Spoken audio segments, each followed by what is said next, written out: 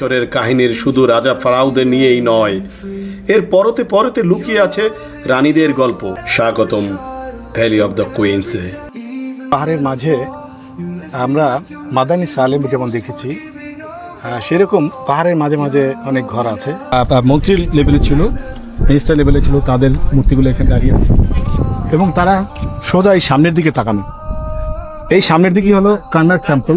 মেলা হতো এবং সব ফেরাউন যারা কিং ছিল তারা এই ওয়াদিতে এসে জমাত হতো এবং পরবর্তীতে তাদের যে পরবর্তী যে কিং যারা তাদেরকে তারা নির্বাচন করতো।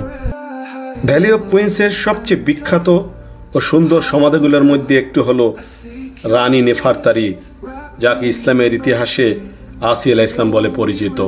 1904 সালে এই সমাধিটি আবিষ্কার করেন ইতালীয় প্রত্নতাত্ত্বিক আর্নেস্কো স্কারপিওরি।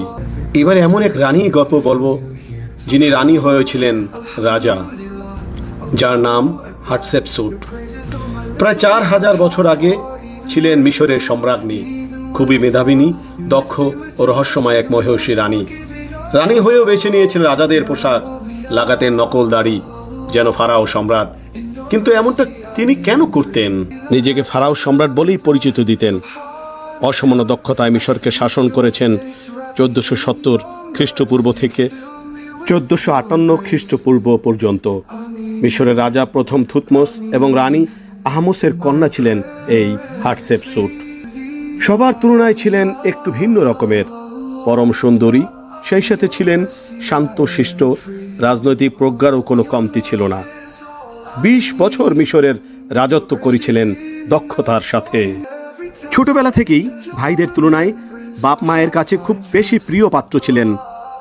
সম্রাট প্রথম থুতমোস মৃত্যু হলে হাটশেপসুটের ভাই অ্যানিনিমেসের সিংহাসনে বসানোর কথা থাকলেও দক্ষতার বিচারে সিংহাসনের উত্তরাধিকারী হলেন এই হাটশেপসুট। তার সৎ ভাই দ্বিতীয় থুতমোস বিবাহ করলেন তাকে। এরপর কেটে যায় 14 বছর। তারা দুজনে মিশরকে শাসন করেন। হঠাৎ করে একদিন দ্বিতীয় থুতমোস মৃত্যুবরণ করেন। ফারাওদের এবার কে নেতৃত্ব দেবে?